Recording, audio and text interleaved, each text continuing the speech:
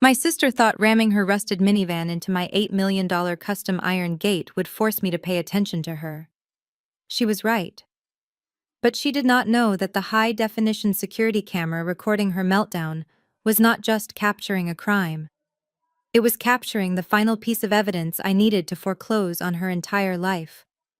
My name is Dominique, and at 32 years old, I own the largest medical logistics company in Atlanta.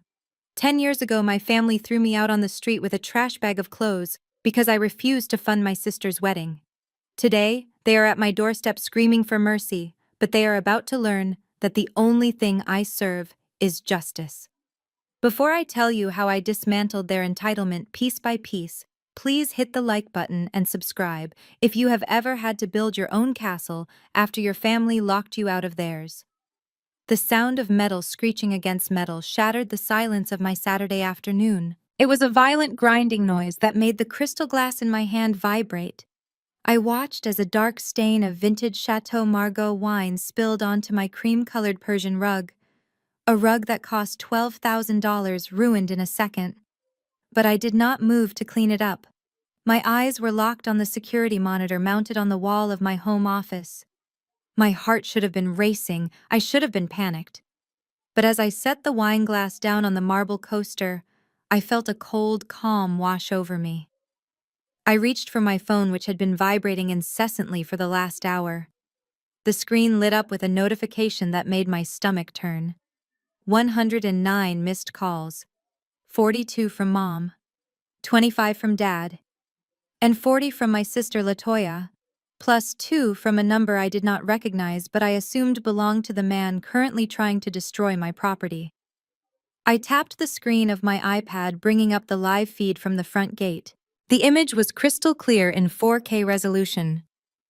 A beat-up Honda Odyssey with a missing hubcap and a bumper held on by duct tape was wedged against the intricate ironwork of my front entrance. Steam was hissing from the radiator. And there he was. Gavin, my brother-in-law, the man my parents had chosen over me. He looked exactly as I remembered him, only older and more worn down by years of bad decisions.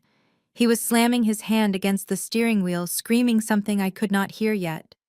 Beside him in the passenger seat was Latoya, my golden child sister. She looked frantic, her face contorted in a mask of rage and desperation. And in the back seat I could see the silhouettes of my parents. I pressed the button to activate the two-way intercom system. My voice filled the cabin of their car, amplified by the hidden speakers in the stone pillars. "This is private property," I said, my tone flat and professional. "You have exactly 2 minutes to reverse your vehicle and leave before I authorize the use of force." The reaction was immediate. Gavin jumped out of the car. He was wearing a stained t-shirt that was too tight around his midsection. He marched up to the camera lens, his face turning a shade of red that suggested high blood pressure. "Open the damn gate, Dominique," he shouted, spitting as he spoke. "I know you are in there. I can see that fancy Bentley parked by the fountain. You think you are too good for us now, is that it?" I watched him on the screen, feeling a strange sense of detachment. He looked at my home not with awe but with a hungry greed. His eyes darted past the gate, taking in the manicured lawn, the 3-tier fountain, and the limestone facade of the main house. He was calculating. I could practically see the dollar signs spinning in his eyes. Latoya scrambled out of the passenger side. She rushed to the intercom, her voice shrill and piercing. "Dominique, please, you have to open the gate. It is Dad. He is having a heart attack. You have to let us in. We need help." I zoomed the camera in on the back seat of the van. My father Desmond was clutching his chest, his head thrown back against the headrest. My mother Betty was fanning him frantically with a folded-up newspaper. It was a compelling performance. If I did not know them, I might have called 911 immediately. But I knew them. I knew that my father used his heart condition as a get-out-of-jail-free card whenever he was backed into a corner. He had a heart attack when I wanted to go to college instead of working at the family shop. He had a heart attack when I refused to sign over my savings for Latoya's honeymoon. I picked up my phone, but I did not dial the police. The last thing I needed was a squad car with flashing lights attracting the attention of my neighbors. In Buckhead, reputation is currency, and I would not let my family devalue mine. Instead, I dialed the direct line for Blackwood Security, the private firm that patrolled our gated community. "I have an intrusion at the north gate," I told the dispatcher. "Level 3 threat. Do not engage unless they breach the perimeter, but I need a team here now." Latoya was still screaming at the intercom. "Did you hear me? He is dying. You are going to kill your own father because you are too selfish to push a button." I leaned into the microphone again. "If he is having a medical emergency, I will call an ambulance for you. They can treat him right there on the street. But that gate stays closed." Latoya's face twisted. The mask of the concerned daughter slipped for a second, revealing the jealousy underneath. "You ungrateful witch," she hissed. "After 10 years, this is how you treat us. We are your family. We just want to talk. Just want to talk." I looked at the monitor again. My eyes scanned the roof of the minivan.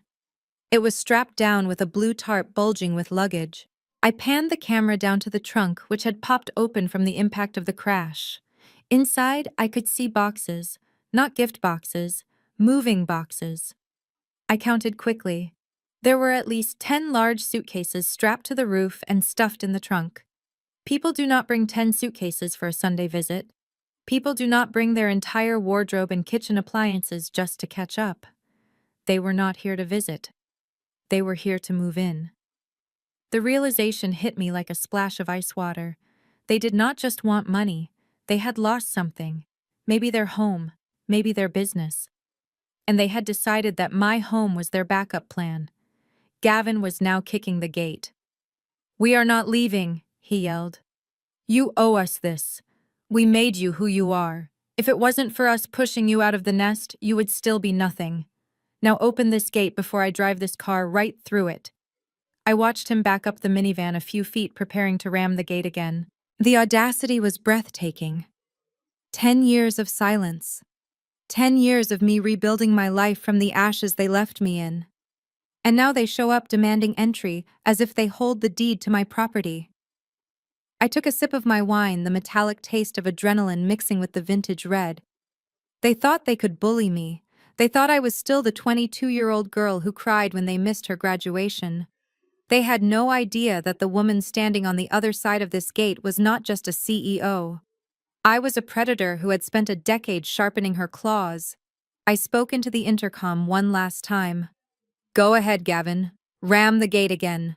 The repair bill will just be added to the lien I already hold on your assets." He paused. The car idled. He looked confused. He did not know what I knew. He did not know that while they were driving here thinking they could ambush me, I had already run a full background check. I knew about the gambling debts. I knew about the second mortgage. And most importantly, I knew that they had nowhere else to go. Moments later, 2 black SUVs with the Blackwood Security logo rolled up behind their minivan. 4 officers in tactical gear stepped out. The look on Gavin's face shifted from arrogance to pure fear. My father in the back seat suddenly seemed to recover from his heart attack, sitting up straight as he saw the uniformed officers approaching. I watched as the security team instructed them to step away from the vehicle. This was just the beginning. They had invaded my sanctuary, and they had brought their chaos to my doorstep. But as I watched them arguing with the guards, I made a promise to myself. They wanted to be part of my life again. Fine, I would let them in. But they were not walking into a shelter. They were walking into a trap. And by the time I was done with them, they would wish they had stayed gone for another 10 years. The red and white strobe lights of the ambulance bounced off the limestone facade of my home, turning my sanctuary into a chaotic disco of emergency signals. The siren had cut through the quiet exclusivity of Buckhead, drawing the gaze of neighbors who usually pretended not to see anything. I stood at the threshold of my front door, my arms crossed, watching the performance of a lifetime. My father, Desmond, was currently lying on a stretcher, clutching his chest with the theatrical desperation of a soap opera actor. The paramedics were moving efficiently, checking vitals and asking questions, but every time they touched him, he let out a groan that was just loud enough to be heard over the idling engine of the ambulance. I had no choice. That was the brilliance of their plan. If I kept the gate closed while my father claimed to be dying on the pavement, I would not just be the estranged daughter. I would be a monster. The headlines would write themselves. Local CEO lets father perish at gates of $8 million estate. It was a trap and we both knew it. I signaled to the head of my security team, a large man named Marcus, who looked as frustrated as I felt. "Open it," I said quietly. "Let the medical team in." The heavy iron gates swung open with a smooth, silent hum. The ambulance rolled up the long paved driveway, its tires crunching on the gravel accents. But before the gates could close behind it, the rusted Honda Odyssey revved its engine. Gavin slammed his foot on the gas, shooting the minivan through the gap just inches before the iron bars locked again. He didn't park in the designated guest area. He drove straight onto the manicured zoysia grass of my front lawn, the tires tearing deep, muddy ruts into the landscaping I had paid $40,000 to install just last month. The engine of their car sputtered and died, and the doors flew open. While the paramedics were distracted trying to stabilize my father, who was now miraculously sitting up and demanding water, Gavin and Latoya bypassed the medical scene entirely. They didn't rush to hold their father's hand. They didn't ask the doctors about his condition. They sprinted toward my front door. I tried to block the entrance, stepping into the center of the double mahogany doors. "You are not coming inside," I stated, my voice echoing in the stone portico. "Stay with your father." Latoya laughed, a sharp, bitter sound. She pushed past me with a strength born of pure entitlement, her shoulder checking mine hard enough to make me stumble in my heels. "Move, Dominique. It is 90 degrees out here. We need to cool down before we deal with the police you called." Before I could regain my balance, Gavin had already maneuvered his way into the grand foyer. He stopped dead in his tracks, spinning in a slow circle, his mouth hanging open. The foyer was my pride and joy, designed to impress investors and intimidate rivals. A crystal chandelier the size of a small car hung from the 30-foot ceiling. The floors were imported Italian marble, polished to a mirror finish. And directly ahead lay the formal living room, a space decorated in shades of pristine white and cream. "Damn," Gavin whistled, the sound echoing off the high ceilings. "I knew you were doing okay, Dom, but I didn't know you were living like a drug lord." He walked straight into the living room. I followed him, my pulse pounding in my ears. "Gavin, get out. I am serious." He ignored me completely. He was wearing cargo shorts that were stained with what looked like motor oil and grease. Without a moment's hesitation, he threw his heavy body onto my custom-made sectional sofa. The leather was white, sourced from a boutique tannery in Milan. As he slid back, resting his dirty boots on the glass coffee table, I watched in horror as a dark smear of grime transferred from his clothes onto the pristine surface of the couch. "Ah, that is better," he groaned, stretching his arms out. "You know, for a house this big, it is awfully quiet. Where is the help?" I stared at him, unable to process the sheer audacity. "Excuse me." "The help," Gavin repeated, looking around as if expecting a butler to materialize from the walls. "You got a maid? A chef? Someone to bring me a beer? Or are you too stingy to hire people from our community? That is the problem with you new rich folks. You forget where you came from. You keep all the money for yourself. Kibo, that is what you are. Cheap." My hands clenched into fists at my sides. I was shaking not with fear, but with a rage so cold it felt like ice in my veins. I employed over 300 people in Atlanta. I paid for full scholarships for 20 students every year. And this man, who had not held a steady job since the Obama administration, was calling me stingy while ruining my furniture. Meanwhile, Latoya had made herself comfortable on the other end of the sofa. She pulled out her phone, holding it up in the air, trying to find a signal. "What is the Wi-Fi password, Dominique?" she asked, her tone bored, as if she were asking a waiter for a menu. "My data is slow out here in the woods, and I need to update my status so people know we are safe." "You are not safe," I said, my voice dropping an octave. "You are trespassing." Latoya rolled her eyes. "Don't be dramatic. Dad is fine. Look." I glanced out the floor-to-ceiling windows. The paramedics were packing up their gear. My father, who moments ago was clutching his chest in agony, was now standing by the ambulance signing a refusal of transport form. He looked remarkably healthy for a man who had just survived a cardiac event. He waved the ambulance away and began walking toward the house, a smug smile playing on his lips. The Trojan horse had worked perfectly.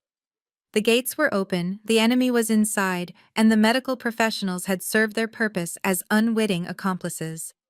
I turned back to Gavin, who had stood up and was wandering toward the wet bar in the corner of the room. It was a sleek backlit display of rare spirits and wines I had collected over the years.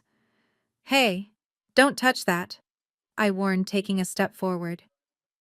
Gavin reached for a bottle on the top shelf. It was a Chateau Lafite Rothschild, a vintage bottle I had bought at an auction in Paris to celebrate my first $1 million contract. It was worth $5,000. I was saving it for my wedding day, or perhaps the day I finally felt like I had nothing left to prove. He squinted at the label. "French gibberish," he muttered. "Probably tastes like vinegar. But I am thirsty." Before I could reach him, he grabbed a corkscrew from the counter. He didn't carefully cut the foil or gently ease the cork out. He jammed the metal spiral into the neck of the bottle and ripped it upward with brute force. Cork crumbs fell into the wine. He didn't look for a glass.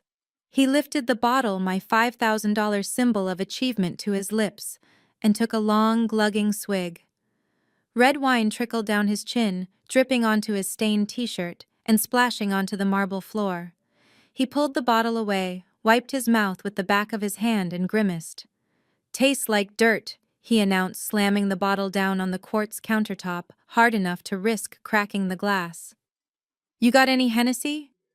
Or did you become too white for that too?" The sound of the heavy bottle hitting the counter was the snapping point. Something inside me shifted.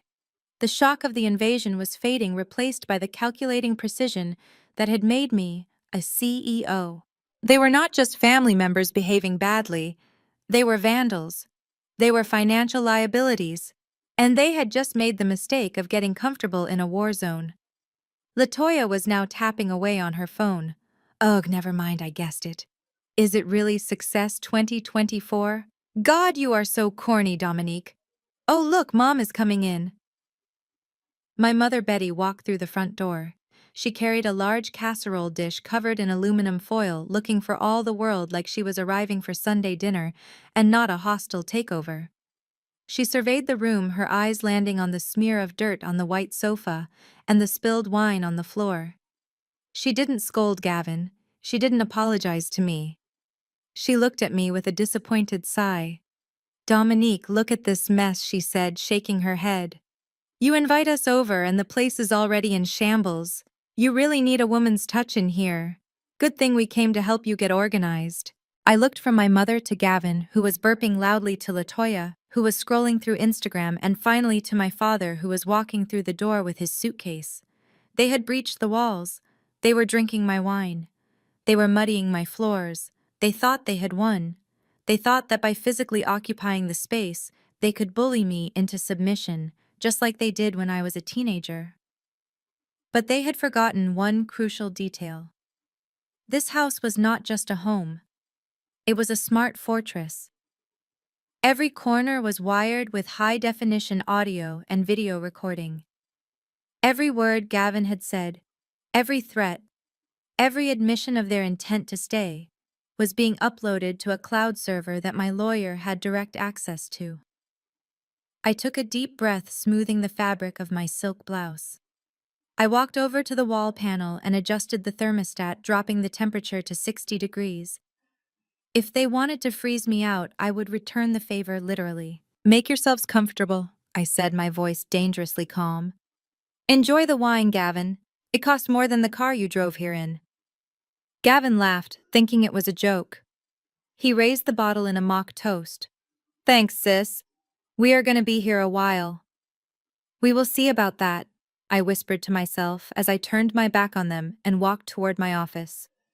The Trojan horse had emptied its soldiers into my city, but they didn't know that I had already begun to burn the city down around them. The sound of silver forks scraping against my imported bone china was the only thing filling the silence of the dining room. I sat at the head of the long mahogany table, watching the people who shared my DNA devour the meal my private chef had prepared. It was a roasted duck breast with a cherry reduction served alongside truffle mashed potatoes, a meal that cost more than the groceries they used to buy for a month when I was a child. Yet looking at their faces, you would think I had served them fast food on a paper plate. Gavin was the first to break the silence. He stabbed a piece of duck with his fork, holding it up to the light like a health inspector looking for a violation. "It is a little pink, isn't it?" he mumbled, chewing with his mouth open.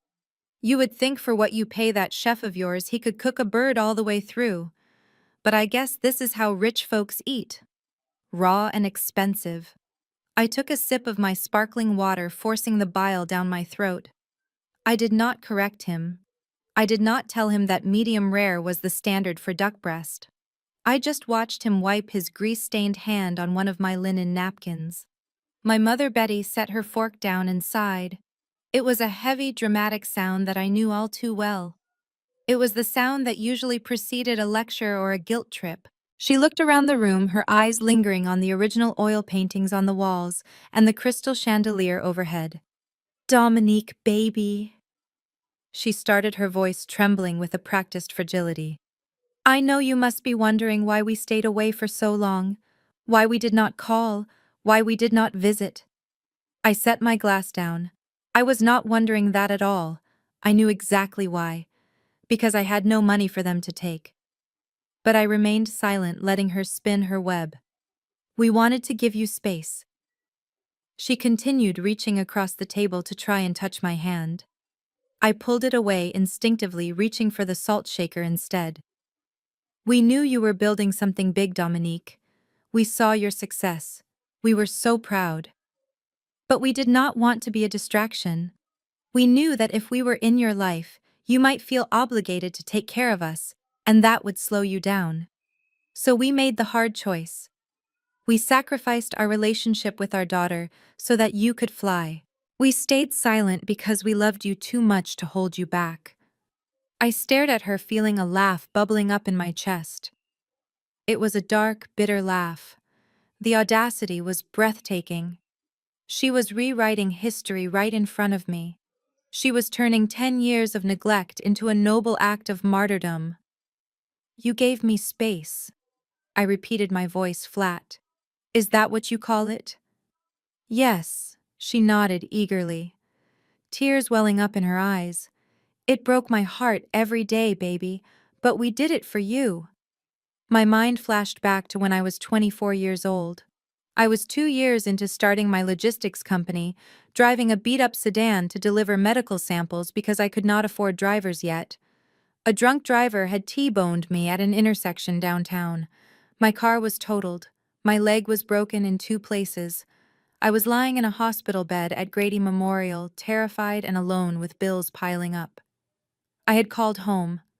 I had called my mother. I begged her to just come and sit with me, or maybe lend me $500 to cover the insurance deductible so I could get a rental car and keep working. I remembered her words perfectly. She had said, "You chose to leave this family, Dominique. You chose to chase money instead of God. Figure it out yourself." And then she had hung up. I looked at her now, sitting in my dining room, wearing a blouse that was too tight, eating my food and lying to my face. "I seem to recall calling you when I was in the hospital," I said quietly. "When my leg was shattered. You did not seem very concerned about my success then. You told me I was on my own." My father, Desmond, cleared his throat loudly, slamming his hand on the table. "Now stop that!" he barked, pointing a finger at me. "Do not dwell on the past. Your mother is trying to apologize. She is trying to heal this family. Why do you always have to be so difficult, Dominique? This is exactly why we had issues before. You hold on to grudges instead of showing grace." Latoya, who had been busy picking the truffles out of her potatoes because she thought they were mushrooms, finally looked up. She wiped her mouth with the back of her hand, smearing lipstick across her cheek. "Seriously, Dom," she said. "Mom is crying. Are you happy? You have the big house and the money, but you are still so bitter. Just accept the apology so we can move on to the important stuff. The important stuff. I knew this was coming. The preamble was over. Now came the demand. And what is the important stuff, Latoya? I asked. Latoya pushed her plate away. She leaned back in her chair, crossing her arms. She looked around the dining room, then glanced toward the grand staircase in the foyer. Well, obviously we cannot sleep in the car, she said, as if stating a fact of nature. And this house is huge. It is just you here. It is ridiculous for one person to have 6 bedrooms. So we have been talking. She gestured between herself and Gavin. Since we are going to be staying here for a while until we get back on our feet, we need to sort out the living arrangements. Gavin and I need the master suite on the 2nd floor. I blinked. I actually blinked. The master suite. My bedroom. The room with the fireplace, the private balcony, and the walk-in closet that was larger than their old apartment. Excuse me, I said, my voice barely a whisper. Well, it makes the most sense. Latoya continued, talking over me. We are a couple. We need space. Plus, Gavin is working on some very sensitive financial projects. He needs a quiet environment to focus. The master suite is the most isolated room in the house. I looked at Gavin. He was picking his teeth with a fingernail. Financial projects? I asked. Gavin sat up straighter, adjusting his collar. Yeah, investment research, crypto markets, high-level stuff. I cannot have distractions. I need total silence during trading hours. And your office downstairs has too much glass. The master suite has those blackout curtains. It is perfect. I felt like I was in a fever dream. My unemployed brother-in-law, who had just lost their house gambling on Dogecoin, was demanding my bedroom so he could do investment research. And where exactly do you propose I sleep in my own house? I asked. Latoya waved her hand dismissively toward the back of the property. The guest house, obviously. It is nice. I saw it on the way in. It has a kitchen and everything. Besides, you are always at work anyway. You barely use the main house. It is wasted on you. You are single. You do not need a king-sized bed. It is just logic, Dominique. My mother nodded in agreement, dabbing her dry eyes with the napkin. It does make sense, baby, she chimed in. Your sister has been through so much stress lately. She needs a comfortable place to rest, and Gavin is the man of the house now that he is here. He needs a proper space to lead. You know how the Bible says we should honor the head of the household. It would be a nice gesture for you to give them the big room. Show them you really want to help. I looked at the 4 of them. My father nodding in agreement with the misogyny. My mother weaponizing religion to enable her favorites. My sister the queen of entitlement. And Gavin the parasite. They were not asking, they were telling. They had been in my house for less than 3 hours, and they were already evicting me from my own bedroom. A normal person would have screamed. A normal person would have thrown the roast duck at them and called the police. But I was not a normal person anymore. I was a CEO. I was a strategist. And I realized that if I kicked them out now, they would just play the victim card to the world. They would sue me. They would drag my name through the mud. No. I needed them to destroy themselves. I needed Gavin to feel comfortable enough to make a mistake. I needed Latoya to think she had won, so she would let her guard down. I took a deep breath, standing up from the table. I picked up my wine glass, looking down at them. Fine, I said. Latoya's eyes widened. Really? Yes, I lied, keeping my face completely neutral. You are right. Family comes first. You can take the 2nd floor. All of it. I will move my things to the guest house tonight. Gavin smirked, slapping the table. Now that is what I am talking about. See Betty. I told you she would come around. She just needed a little reminder of who is in charge. He stood up, walking past me to head toward the stairs, not even clearing his plate. I am going to go check out the shower pressure, he announced. Hope you have those rainfall shower heads, Dom. I watched them all disperse, treating my home like a hotel they had conquered. I walked to the kitchen, placing my glass in the sink. My hands were shaking, not from fear, but from the effort of holding back my rage. Enjoy the master suite, Gavin, I whispered to the empty room. Because once you sign those papers, I am preparing the only room you will have with blackout curtains will be a jail cell. The air conditioning in the guest house hummed with a quiet efficiency that my main residence no longer possessed. While my family snored in my Egyptian cotton sheets across the lawn, I sat at a glass desk in what they considered the servants' quarters. They had no idea that this guest house was better equipped than their entire former life. It was here, surrounded by the cool glow of 3 monitors, that I began to dissect the anatomy of their failure. My father had looked me in the eye over roasted duck and blamed the economy for their homelessness. He talked about inflation and rising property taxes. It was a convenient story. It was also a lie. I did not become the CEO of a logistics empire by accepting surface-level explanations. In my world, when a shipment goes missing, we track it. When a route fails, we analyze the data. And when a family that has owned the same home for 30 years suddenly shows up with their lives packed into a minivan, there is always a paper trail. I picked up my encrypted phone and dialed a number that very few people in Atlanta possess. It was 2 in the morning, but the man on the other end answered on the first ring. He was a forensic accountant named Julian who specialized in finding money that people did not want found. "I need everything on Desmond and Betty Williams," I said, my voice low. "And I need a deep dive on Gavin Miller. I want to know why they lost the house on Oak Street. I want to know where the money went. And I want to know who signed the papers." Julian did not ask questions. He just asked for 10 minutes. I spent those 10 minutes pacing the floor of the guest house. Through the window, I could see the silhouette of my main house against the night sky. The lights in the master bedroom were finally off. I imagined Gavin sprawling out in my bed, dreaming of spending my money. I imagined LaToya looking through my closet, calculating which designer bags she could steal and sell on the internet.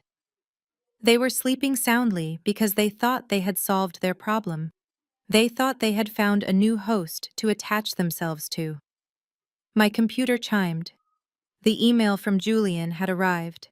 The subject line was simple: Asset Tracing Report. I sat down and opened the file. The first document was a foreclosure notice dated 3 weeks ago. That was expected, but what came next made my blood run cold. It was a copy of a second mortgage taken out on my parents' home exactly 6 months ago. It was a home equity line of credit for $300,000. I zoomed in on the signature line. There was my father's handwriting. It was shaky, a little uneven, but it was definitely his. He had signed away the equity in the home he had worked his whole life to pay off. But why? My father was a man who reused tea bags to save money. He was risk-averse. He did not gamble. He did not invest in high-risk ventures. He kept his cash under a mattress because he did not trust banks. I scrolled down to the disbursement section. The $300,000 had not gone into my parents' joint checking account. It had been wired directly to a shell company called Miller Strategies, LLC. I did not need a degree in finance to know who Miller was. I opened the second attachment, which tracked the movement of funds from Miller Strategies.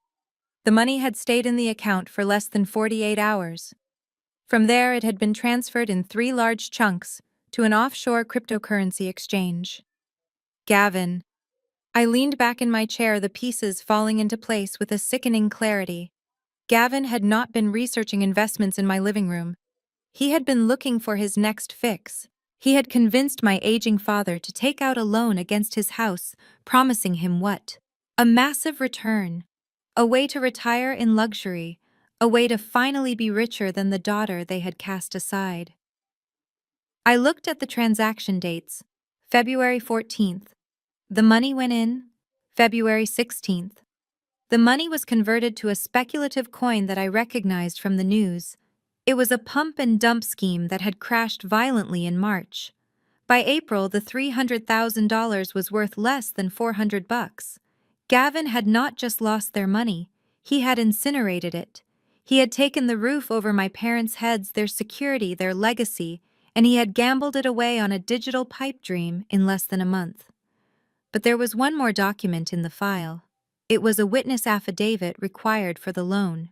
Since my father was over 70, the bank required a witness to ensure he was of sound mind and not being coerced. I stared at the witness signature. The loops were large and flamboyant. The I was dotted with a small circle. Latoya. My sister had been there. She had sat in the room while Gavin slid the papers across the table to our father. She had watched Dad sign away his life savings. She knew that Gavin was a gambling addict with a history of failure. She knew that this was a death sentence for their finances. And she had signed her name right next to his. She was not a victim. She was an accomplice. The rage I felt earlier at dinner was hot and fiery. This new feeling was different. It was cold. It was clinical. It was the feeling of a judge reading a verdict. They had lied to me about everything.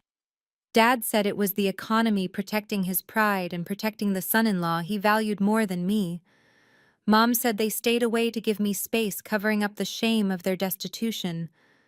And Latoya. Latoya had the nerve to call me selfish. She had the nerve to demand my bedroom while she harbored the secret that she had helped destroy our parents' lives. I looked at the screen at the digital trail of their betrayal. This was not just bad luck. This was financial elder abuse. Gavin was a predator who preyed on the elderly and the gullible.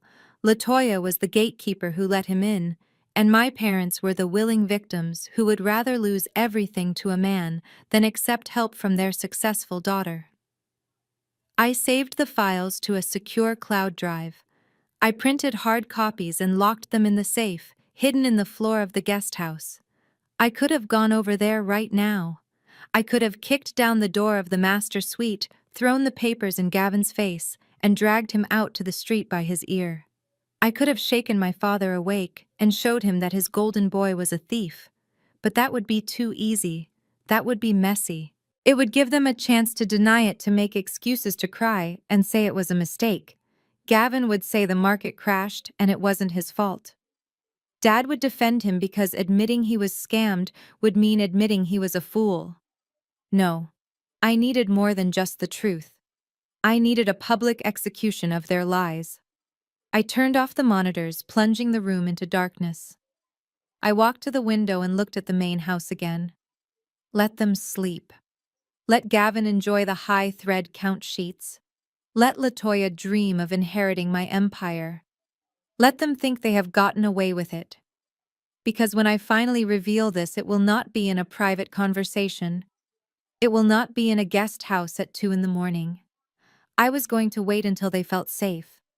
I was going to wait until they felt victorious. And then I was going to use this paper trail to hang them. I went to the small bedroom in the guest house and lay down. I did not sleep. I lay there staring at the ceiling, formulating the next steps. They wanted money. I would dangle it. They wanted status. I would show it to them. And just when they reached out to grab it, I would show them exactly what $300,000 of stupidity looks like. Gavin Miller had stolen my parents' past, but he had just given me the weapon to control their future. And unlike him, I never made a bad investment. I drove my Bentley Continental GT through the winding roads of Buckhead, the silence of the cabin providing a brief respite from a day of negotiating 7-figure contracts. My mind was still running numbers, calculating margins for the new fleet of refrigerated transport trucks I had just ordered. I was exhausted, but it was a good exhaustion. It was the feeling of building something tangible. I was looking forward to a quiet evening in the guest house, perhaps reviewing the forensic accounting files I had received the night before. I wanted to see exactly how deep the hole was that my brother-in-law had dug. But as I turned the final corner onto my street, the peace I craved was shattered. I did not need to see my house to know something was wrong. I could hear it. A heavy, distorted bass line was thumping through the air, vibrating the windows of my car, even before I reached the driveway. It was not the jazz or classical music I played during my private downtime. It was aggressive, loud, explicit trap music, the kind that rattled license plates and set off car alarms. I pressed the remote to open the front gate, my stomach tightening. The driveway, usually pristine and empty, was cluttered with cars, not the luxury sedans of my neighbors or colleagues. These were beat-up Altimas with mismatched bumpers, rust bucket sedans leaking oil onto my pavers, and a few motorcycles parked haphazardly on the grass. I parked my car near the garage, stepping out into the humid Atlanta evening. The air smelled of menthol cigarettes and cheap marijuana, a scent that clung to the humidity and clashed violently with the jasmine I had planted along the perimeter. I walked toward the back of the house, following the noise. When I rounded the corner to the pool area, I stopped dead in my tracks. My sanctuary had been turned into a nightclub. There were at least 30 people there, strangers I had never met, swarming over my property like locusts. They were in my pool, splashing water onto the imported limestone deck.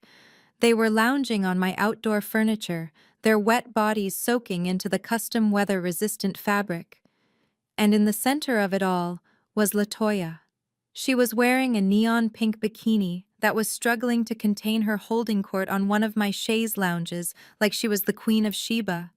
She was laughing loudly, throwing her head back as a man with gold teeth poured champagne into her mouth straight from the bottle.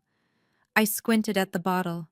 It was a crystal gold medallion, a limited edition vintage I had received as a thank you gift from a pharmaceutical CEO in Switzerland. It was worth $600 a bottle. And here was my sister, unemployed and destitute, treating it like it was a $5 soda. I watched as the man finished pouring, then casually tossed the empty, heavy glass bottle over his shoulder. It smashed against the stone retaining wall, sending shards of glass glittering into the grass where my gardener worked every Tuesday. "Yo, Toya, this place is crazy!" one of the guests shouted over the music. "Your sister really got it like this."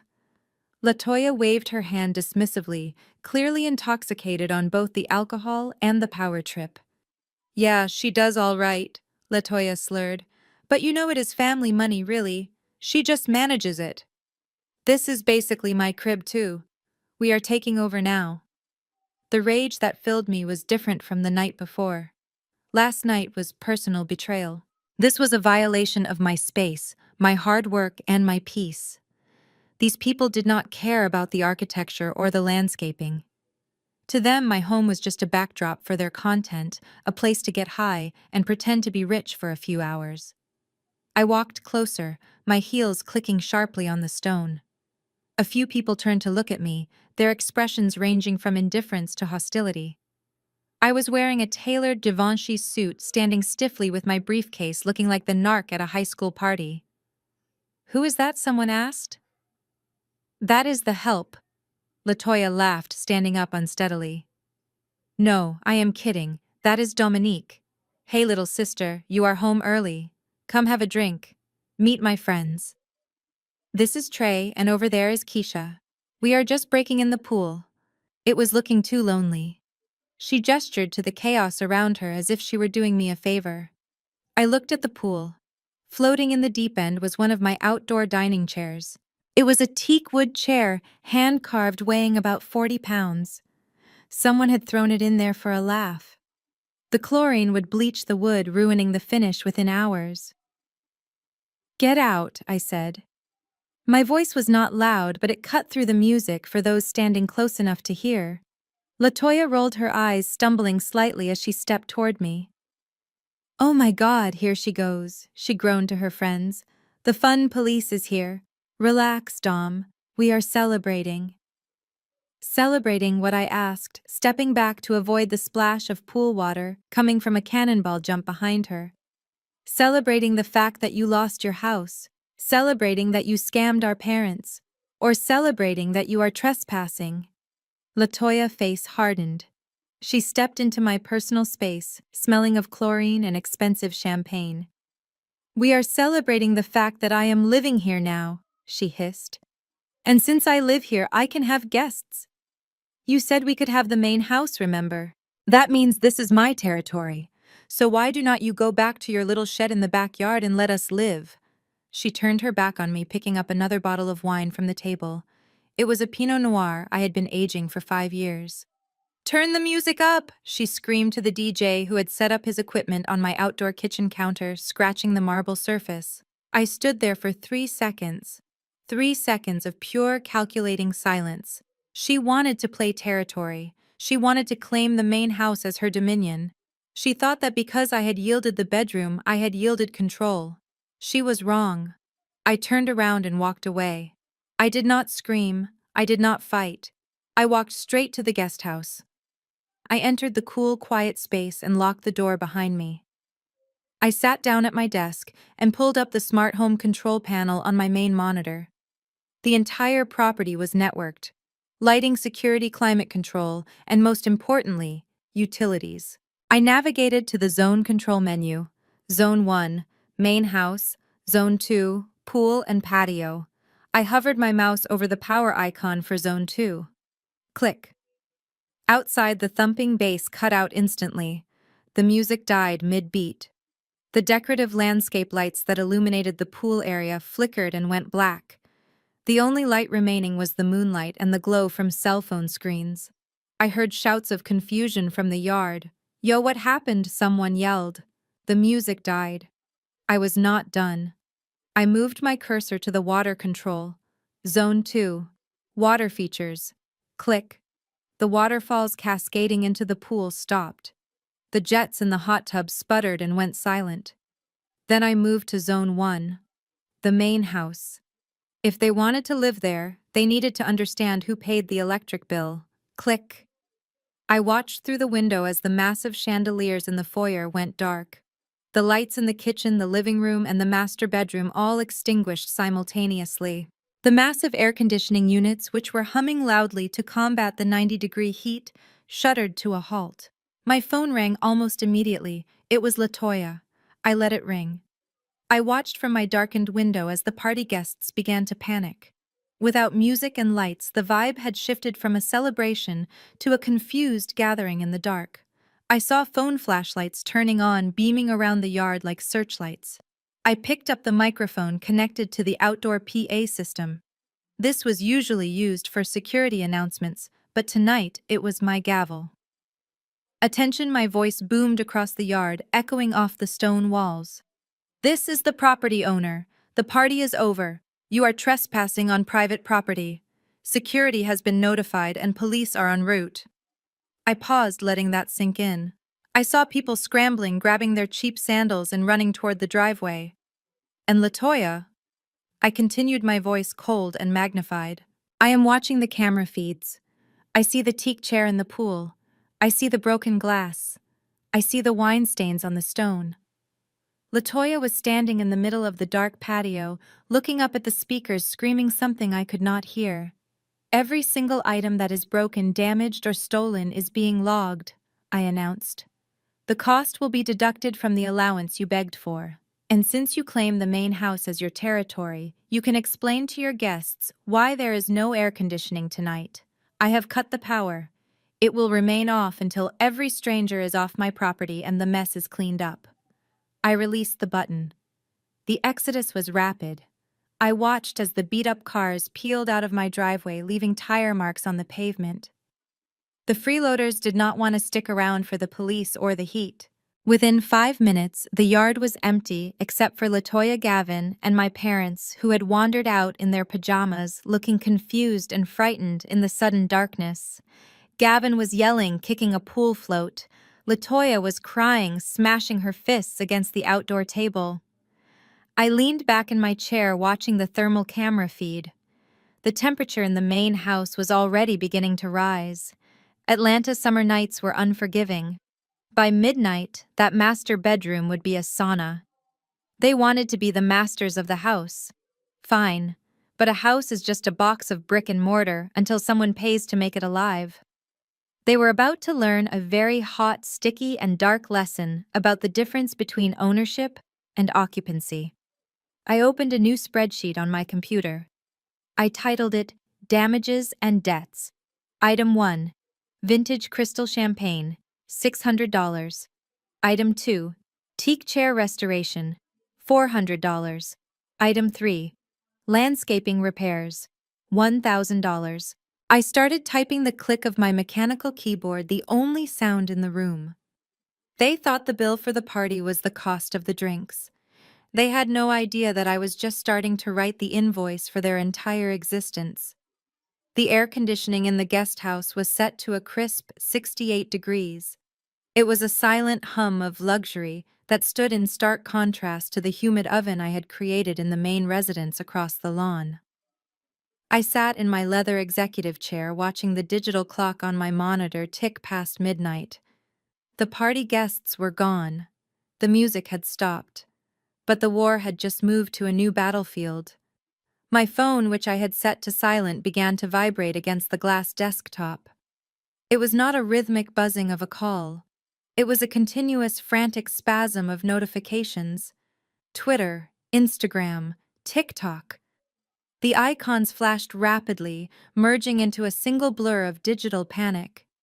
I picked up the device, my stomach tightening. I did not have to guess who was responsible. I opened Instagram, and there she was. Latoya was live. The video feed was grainy, lit only by the harsh, unflattering beam of a cell phone flashlight. The angle was low, designed to make her look small and vulnerable. Behind her, the shadows of my main living room loomed like a haunted house. She had positioned our parents, Desmond and Betty, on the sofa in the background. My father was fanning himself with a piece of cardboard, his shirt unbuttoned to show his sweating chest. My mother was wiping her forehead with a damp cloth, looking into the camera with the eyes of a frightened animal. Latoya began to speak, her voice trembling with a theatrically practiced sorrow. "I am sorry the lighting is so bad, you guys," she whispered, sniffing loudly. "I am trying to save battery. We have been in the dark for 3 hours now. It is 90 degrees in here." My sister? She cut the power. She cut the water. She knows Dad has a heart condition. She knows Mom cannot take this heat, but she just does not care. I watched the viewer count climb. 5,000, 10,000, 15,000. "She locked us in here," Latoya continued, tears finally spilling onto her cheeks. The glistening sweat on her face made her look even more distressed, a detail I was sure she had calculated by not wiping it away. "We came to her for help because we lost our home. We just wanted a roof over our heads. And this is how the great CEO Dominique treats her own flesh and blood.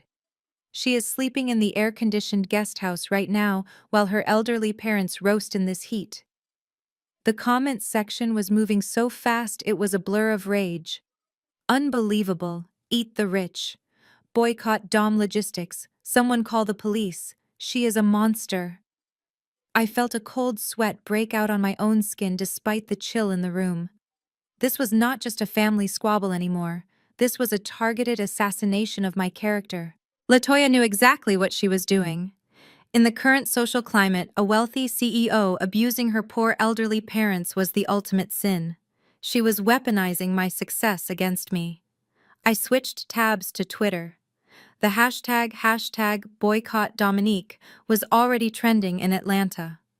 A user with the handle at Justice for the People had posted a screenshot of my company website, alongside a photo of my father looking faint on the sofa. The caption read, "This woman ships medical supplies to save lives, but tries to kill her own father with heat stroke. Make it make sense." Then came the email I was dreading. It was from my PR crisis manager, Sarah. The subject line was urgent. "Dominique, we have a problem. The Asian markets just opened and our partners in Singapore are asking questions about the social media firestorm. Stock sentiment is dipping. We are down 2% in after-hours trading. We need a statement, now." I stared at the screen, my hand hovering over the keyboard. My first instinct was to fight fire with fire. I wanted to post the foreclosure documents. I wanted to post the evidence of Gavin's gambling. I wanted to tell the world that the poor elderly parents were complicit in fraud and that the innocent sister had just thrown a rager that destroyed my property. But I stopped. If I engaged now in the heat of the moment, I would look defensive. I would look like I was punching down. The internet does not care about facts when they have a juicy narrative of the oppressed versus the oppressor. If I argued, I would just give her more content. I would keep the algorithm feeding her lies to more people. I looked back at the live stream. Latoya was now holding up a bottle of warm water, taking a dramatic sip. "We might have to leave, guys," she sobbed. "I do not know where we will go. Maybe a shelter. I just hope my dad makes it through the night." My father let out a weak cough on cue. It was a masterpiece of manipulation.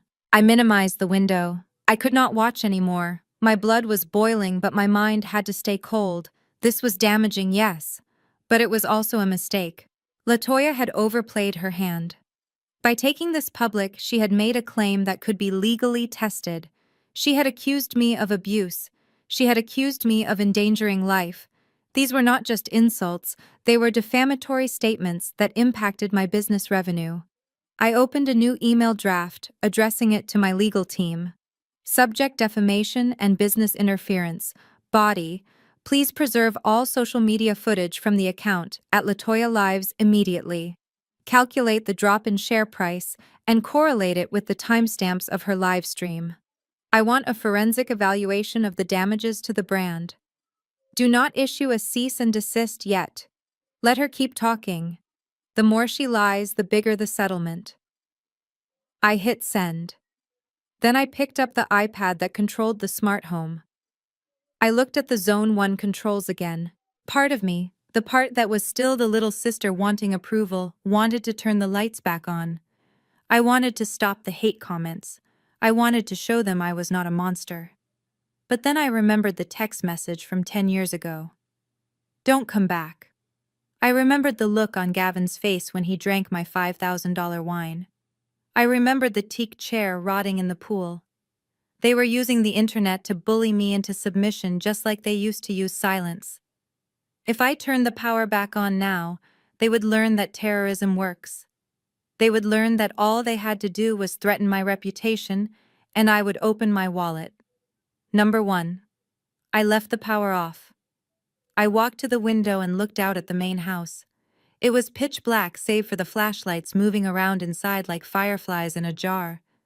They were sweating. Good. Let them sweat. Let them feel a fraction of the discomfort I felt when I was sleeping in my car 10 years ago, because they refused to help me. My phone buzzed again. It was a text from Sarah, my PR manager. "Dom TMZ just picked up the story. We have reporters camping at the front gate." "What do you want to do?" I typed back a reply that was short and brutally simple. "Let them camp. And tell security to tow any vehicle that blocks the entrance. I am going to sleep." I turned off the lights in the guest house. I lay in the dark listening to the hum of the AC. The stock price might drop tomorrow. The comments might be cruel, but I knew something the internet did not. Latoya had just tied her fate to a lie. And when the truth finally came out, when I finally released the evidence I was hoarding, the fall would be so much harder because she had climbed so high on a ladder of falsehoods. I closed my eyes. The internet calls me a villain, I thought. Fine. I will be the villain. But in this story, the villain wins.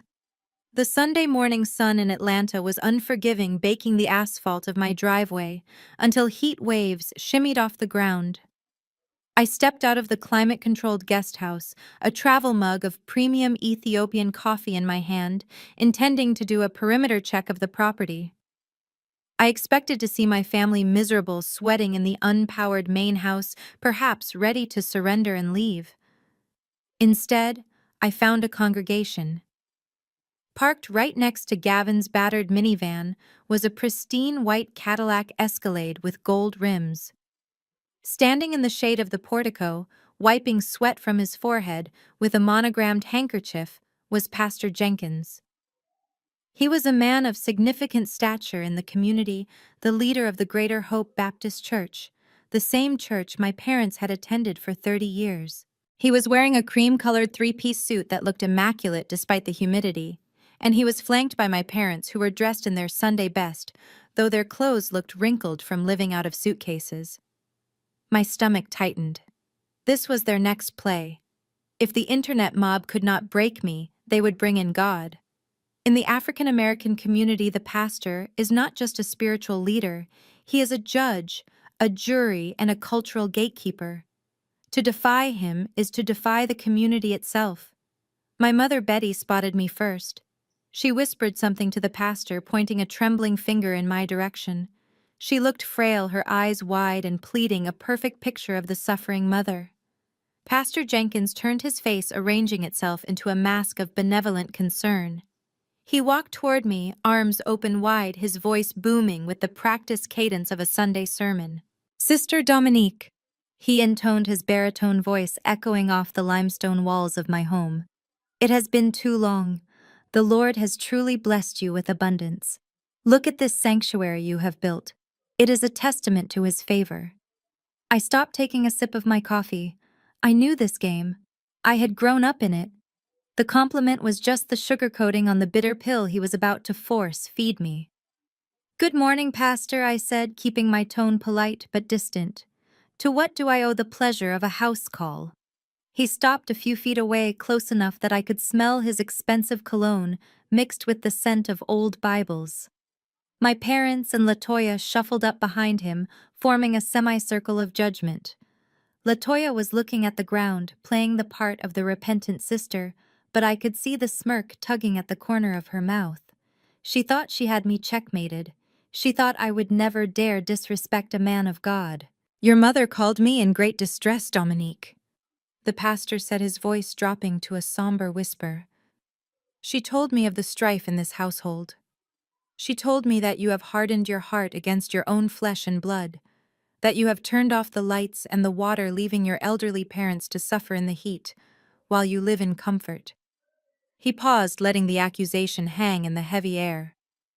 "The good book tells us to honor our father and our mother, so that our days may be long upon the land." He continued, quoting Exodus with a pointed stare. "It tells us that to whom much is given, much is required. You have been given much, Dominique. Are you being a good steward of these blessings by hoarding them while your family is in need?" My father Desmond nodded vigorously. "Amen, Pastor. Tell her. We sacrificed everything for her, and now she treats us like strangers." I looked at them.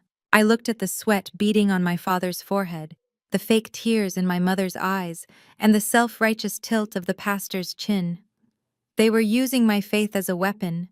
They were twisting scripture to manipulate me into financing their failures. It was a strategy that had worked on thousands of women in our community for generations, shaming them into carrying the burden of grown men who refused to carry themselves. But I was not just a member of the flock anymore. I was a wolf who had learned to hunt. I took a step forward, looking Pastor Jenkins directly in the eye. I did not lower my head. I did not apologize. "Pastor, I respect your position." I began, my voice steady and clear. "But Proverbs also says that the one who states his case first seems right until the other comes and examines him. You have heard their story. Now, are you willing to hear the truth, or are you just here to deliver a verdict?" The pastor blinked, surprised by my directness. He adjusted his silk tie. "I am here to facilitate reconciliation, Dominique. God is love, and love keeps no record of wrongs. You need to forgive your brother-in-law. You need to open your home. You cannot let money divide a family." "Love keeps no record of wrongs," I repeated. "That is beautiful. But does love also require me to finance a gambling addiction? Does love require me to enable theft?" I reached into my oversized tote bag and pulled out my iPad Pro. The screen was bright in the sunlight. I unlocked it and swiped to a document I had prepared for this exact moment. "You talk about stewardship, Pastor. You talk about me hoarding my blessings. Let us look at the numbers." I turned the screen toward him. It was a digital receipt from the Atlanta Children's Foundation. "This is a donation I made last year," I said, pointing to the figure. $1 million. It funded a new wing for orphans who have nowhere to go. I swiped to the next image. It was a thank you letter from the United Negro College Fund. "This is a scholarship fund I established 3 years ago. It pays for 50 students to go to college every semester, students who actually study and graduate." I swiped again, showing a list of charitable contributions that totaled more than the value of the house we were standing in front of. I do not hoard my blessings, Pastor, I said, my voice hardening. I share them. I share them with people who are trying to better themselves. I share them with the helpless. But what I do not do is throw my hard-earned money into a black hole of laziness and deceit. I walked past the pastor and stood in front of my father. Did they tell you why they lost their house, Pastor? Did they tell you that Gavin Miller took a second mortgage on my parents' home and gambled it away on cryptocurrency in less than a week? Did they tell you that my sister signed the witness papers knowingly helping him destroy my parents' financial future? The silence that followed was absolute. Even the cicadas seemed to stop buzzing. Pastor Jenkins turned slowly to look at my parents. His benevolent mask was slipping, replaced by a look of confusion and dawning realization. "Is this true, Brother Desmond?" the pastor asked. My father stammered, his face turning an ugly shade of gray. "Well, it was an investment. It was just bad luck." The market turned. "It was not bad luck," I cut in sharp as a knife. "It was greed. And now, after destroying their own home, they have come to mine. And because I refused to let Gavin turn my guest house into a casino, they called you. They dragged a man of God out here to shame me into submission." I turned back to the pastor. "You quoted the Bible to me, sir. Let me quote one back to you. 2 Thessalonians chapter 3 verse 10. For even when we were with you, we gave you this rule. The one who is unwilling to work shall not eat." I pointed at Gavin, who was cowering behind the open door of the minivan. "That man is unwilling to work. He has not held a job in 5 years. He lives off my sister, and now he wants to live off me. And you are standing here on my property, telling me that it is my Christian duty to let a thief sleep in my bed." Pastor Jenkins looked at the receipts on my iPad. He looked at the $1 million donation. Then he looked at Gavin, who was wearing a pair of stolen Versace sunglasses. He looked at Latoya, whose expensive manicure clashed with her plea of poverty. The narrative was crumbling. He realized he had been played. He had been brought here to act as a heavy, to use his spiritual authority to bully a woman who was actually a pillar of the community. I stepped closer to him, lowering my voice, so only he and my family could hear. "I will continue to donate to the church, Pastor. I will continue to support the community. But I will not support parasites. If you want to take them in, if you want to house them in the rectory and pay for Gavin's gambling debts with the collection plate, be my guest. But do not come to my house and tell me I am going to hell because I refuse to be a victim." Pastor Jenkins cleared his throat. He pulled out his handkerchief and wiped his face again. But this time he looked uncomfortable. He looked at my mother, who was now sobbing for real, realizing that her divine intervention had backfired. "Sister Betty," the pastor said, his voice stiff. "You told me Dominique had abandoned you without cause. You did not mention the gambling. You did not mention the fraud. We just need help." "Pastor," my mother wailed.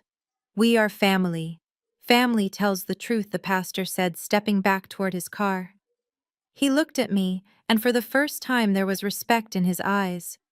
Not the condescending respect of a man for a woman, but the respect of a general recognizing another general. "I apologize for the intrusion, Sister Dominique," he said, nodding his head.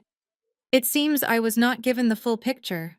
You are a good steward of your resources.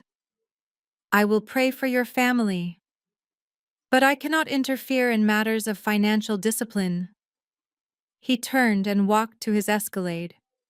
He did not offer my parents a ride. He did not offer them a blessing. He got in, started the engine, and drove away, the gravel crunching beneath his tires, like the sound of my family's last hope shattering. I stood there in the driveway, watching the white car disappear. I turned to my parents. The shame on their faces was palpable. They had tried to use the highest authority they knew to crush me, and I had used the truth to send him packing. I tapped the screen of my iPad, turning off the recording I had started the moment I walked out the door. "Nice try," I said to Latoya. "But next time you call for backup, make sure you tell them the whole story, because I have receipts for everything, even your sins." I turned around and walked back to the guest house, leaving them standing in the heat.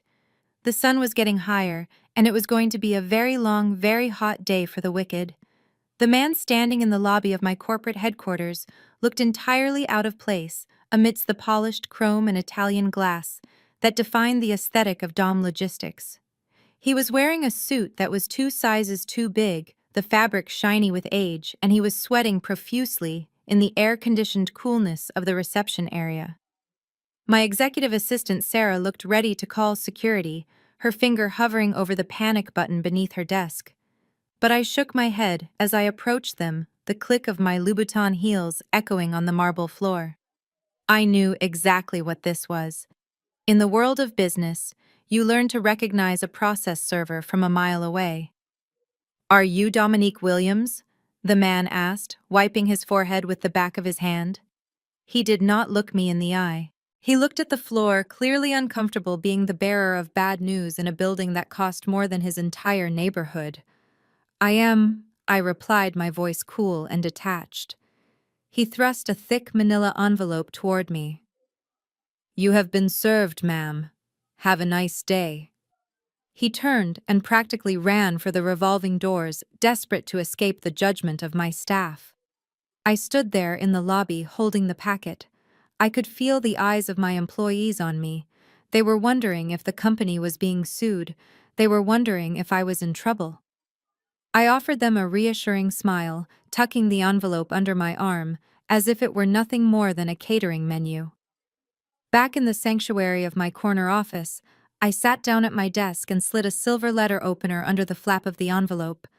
I expected many things. A restraining order from Gavin, perhaps. A defamation suit from LaToya regarding the party.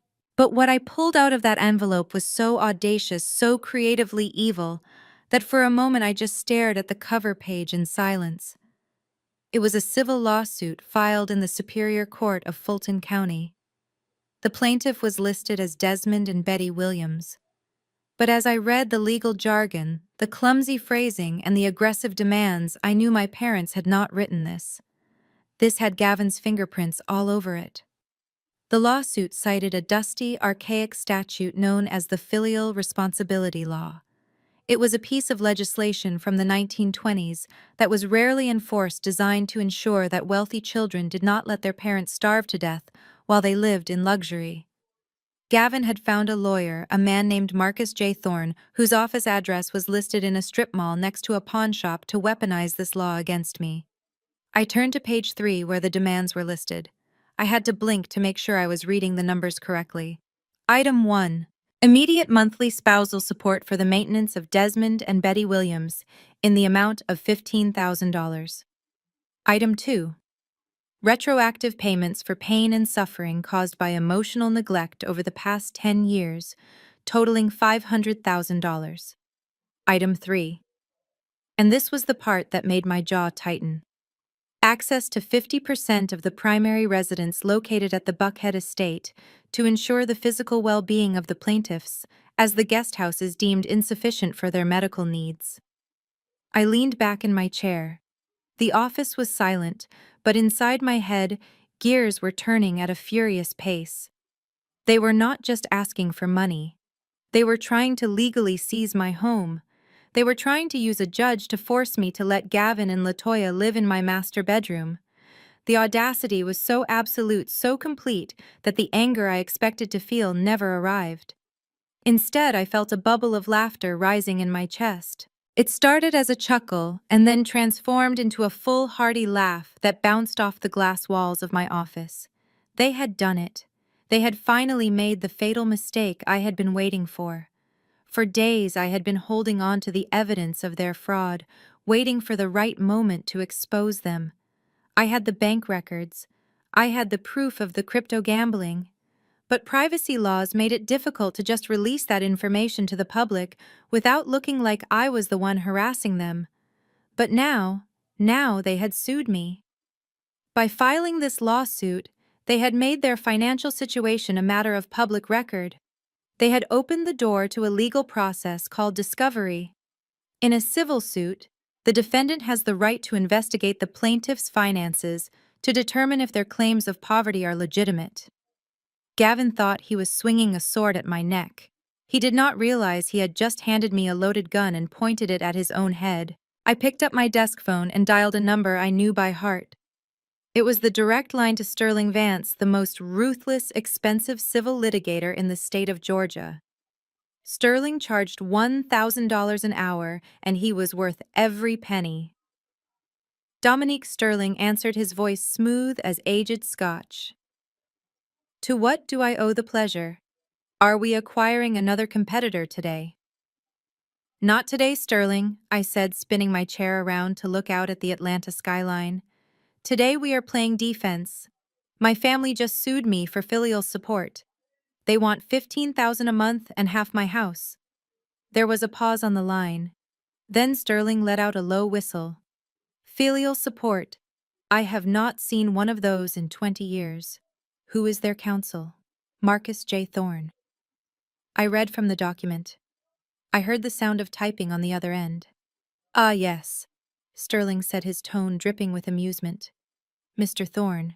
I believe his last big case was representing a woman who found a finger in her chili. He lost. Dominique, this is a nuisance suit. We can have this dismissed in a week. No, I said sharply. The line went quiet. I do not want it dismissed, Sterling. I want to fight it. Dominique Sterling said slowly, using his patient lawyer voice. Why would you want to drag this out? It will cost you more in my fees than just settling with them for a few months. Because I want discovery. I said, my voice dropping to a whisper. I want a full forensic audit of my parents' finances for the last 10 years. I want to depose my brother-in-law Gavin Miller under oath. I want to subpoena the bank records from the second mortgage they took out on their old house. And I want to ask my father on the record with a court reporter typing every word exactly where that $300,000 went. There was a long silence on the phone. Then I heard a sound I rarely heard from Sterling Vance. A dark, predatory chuckle. I see, Sterling said. You do not want to win the lawsuit. You want to use the lawsuit to build a criminal case for fraud. Exactly, I replied. They claim they are destitute because of the economy. I have proof they are destitute because Gavin stole their money and gambled it away. But if I say it, it is just family drama. If a court-appointed auditor says it, it is a felony. Dominique, you are terrifying, Sterling said, and I could hear the smile in his voice. I will have the response filed by morning. We will countersue for abuse of process and emotional distress. And I will draft the discovery requests immediately. We are going to ask for every receipt, every bank transfer, and every crypto wallet address they have ever touched. Do it, I said. And Sterling, yes. Make sure the process server who delivers our response is not wearing a cheap suit. I want them to know exactly who they are dealing with. I hung up the phone. I picked up the lawsuit again. I ran my fingers over the cheap recycled paper. Gavin probably thought he was a genius right now. I imagined him back at the guest house drinking my beer, telling LaToya that I would be so scared of bad publicity that I would write a check by Friday. He thought he had trapped me. I stood up and walked to the floor-to-ceiling window. Far below, the city of Atlanta moved in a rhythmic flow of traffic and commerce.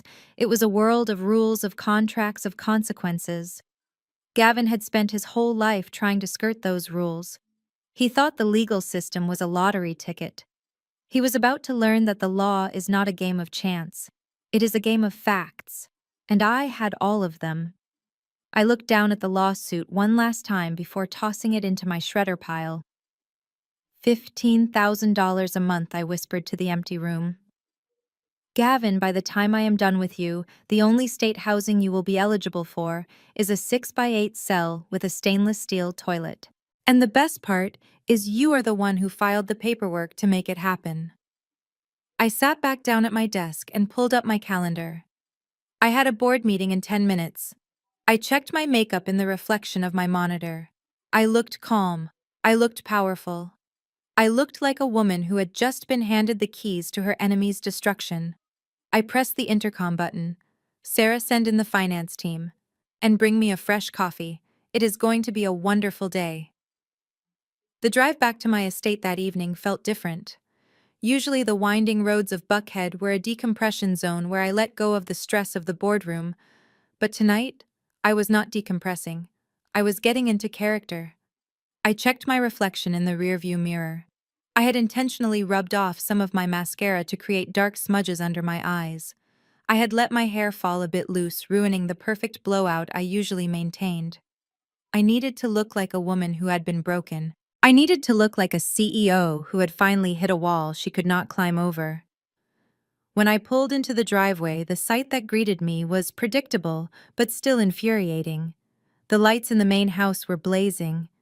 My electricity bill was going to be astronomical, but I reminded myself that it was a small price to pay for the entrapment I was orchestrating. I walked through the front door, my shoulders slumped forward in a posture of defeat. They were in the living room just as I expected. But the mood had shifted. They were no longer the desperate squatters of the first night, or the angry mob of the pool party. They were celebrating. Gavin was holding a crystal tumbler filled with my 30-year-old scotch. LaToya was flipping through a magazine, her feet resting on the coffee table. My parents were watching an oversized television, looking relaxed and comfortable. The moment I entered the room, the conversation stopped. Gavin looked up, a smug grin spreading across his face. He swirled the amber liquid in his glass, looking at me with the eyes of a predator who sees a wounded gazelle. "Well, look who decided to come home," Gavin said, his voice dripping with condescension. "Did you get the delivery from my lawyer today, Dominique? Mr. Thorne said he served you personally." I let out a long, shaky sigh. I dropped my Birkin bag onto the floor with a heavy thud, a gesture of surrender that I knew they would interpret as weakness. I walked over to the armchair opposite them and collapsed into it, burying my face in my hands. "You win," I whispered. My voice was hoarse, just loud enough for them to hear. The silence in the room was electric. I could feel them exchanging glances. They were checking to see if this was real. "What did you say?" LaToya asked, sitting up straighter. "I said you win," I repeated, lifting my head to look at them with tear-filled eyes. "I cannot do this anymore. The lawsuit, the press suit, the social media attacks. My investors are panicking.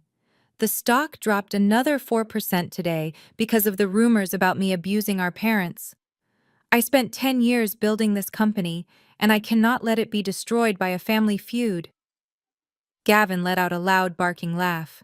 He slapped his knee, turning to my father. "I told you, Desmond. I told you she would fold. These corporate types are all the same. They act tough, but the moment you threaten their reputation, they crumble." My father nodded sagely, looking at me with a mixture of pity and triumph. "We did not want to take it to court, Dominique," he said, his voice taking on that familiar, self-righteous tone. "We just wanted what was fair. We wanted you to honor your obligations." I took a deep breath, wiping the fake tears from my cheeks. "I know, Dad. I see that now. I was being stubborn. I was holding on to old grudges when I should have been stepping up as the leader of this family." I reached into my briefcase and pulled out a notepad. I saw Gavin's eyes lock onto it. "So here's what I'm going to do," I said, my voice trembling slightly. "I spoke with my lawyers. We are drafting a settlement agreement. I am going to agree to the terms of your lawsuit." Gavin practically jumped out of his seat. "Everything," he asked, breathless. "Everything," I confirmed. "I will pay off the debts. I will clear the gambling losses so you have a clean slate. I will agree to the monthly stipend of $15,000 for Mom and Dad. And I will sign over rights for you to reside in the guest house permanently with full access to the main property." LaToya squealed. It was a high-pitched sound of pure greed. She looked at Gavin, her eyes wide. "We are going to be rich," she whispered, not even trying to hide it. But I added, holding up a hand, "There is one condition." Gavin's face darkened instantly. "What condition?" "It is about my image," I lied smoothly. "My board of directors is furious. They think I am a monster who hates her family. If I just pay you off quietly, the rumors will not stop. People will think I just bought your silence. I need to show the world that we have actually reconciled. I need to show them that we are a united, loving family again." And how do you propose we do that? My mother asked, her eyes narrowing. This Saturday is the 10th anniversary gala for Dom Logistics, I explained. It is the biggest night of my career. The mayor will be there. The press will be there. Investors from all over the world are flying in. It is a black tie event at the Ritz-Carlton. I paused, watching the words sink in. Black tie. Ritz-Carlton. Press. I saw Latoya's vanity waking up. I want you all to come as my guests of honor, I continued. I want to bring you up on stage. I want to publicly present the check to clear your debts and sign the deed for the housing trust in front of the cameras. I want to make a speech about how family is the most important thing in the world. If we do that, the stock price will recover and my reputation will be saved. Latoya was already mentally going through her wardrobe. Wait, she said. You want us on stage? In front of the cameras? Like on the news? Yes, I said. I want everyone to see how generous I am being. And I want everyone to see that you have forgiven me. Gavin scratched his chin. He was doing the math. He realized that a public signing was even better than a private one. It meant I could not back out. It meant he would be famous. He would be the man who brought the great Dominique Williams to her knees. We need outfits, he said abruptly. We lost most of our good clothes when we moved. I pulled a company credit card from my wallet and slid it across the coffee table. Buy whatever you need, I said. Get tuxedos. Get gowns. Get hair and makeup. I want you to look like $1,000,000, because on Saturday you will be. Gavin snatched the card before it even stopped sliding. He held it up to the light, grinning like a shark. All right, Dominique, he said. You have got a deal. We will play your little game. We will come to your party. We will smile for the cameras. And then we will take the check. Thank you, I whispered, standing up. I felt a wave of nausea, not from fear, but from the sheer toxicity of their presence. I really appreciate this. I am going to go to the guest house and sleep. I have a lot of paperwork to prepare for Saturday. I walked out of the room, leaving them to their victory. As I closed the front door, I heard them cheering. I heard the sound of another bottle of scotch being opened. They were high on the dopamine of conquest. They thought they had bullied me into submission.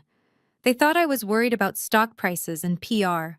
They did not understand that in the world of logistics, you sometimes have to route a shipment through a dangerous path to get it to its final destination. I was not surrendering. I was positioning them. I walked across the lawn to the guest house, the night air cooling the sweat on my neck. The mask dropped the moment I was alone. My posture straightened. The tears dried up. A cold, hard smile touched my lips. They wanted to be on stage. Fine. I would give them a stage. They wanted the press. Perfect. I had already ensured that the best investigative journalists in Atlanta would be in the front row. They wanted me to sign papers regarding their debts. Oh, I would sign papers, all right. But they were not the papers they were expecting. I entered my office and sat down at the computer. I opened the folder labeled Gala Presentation.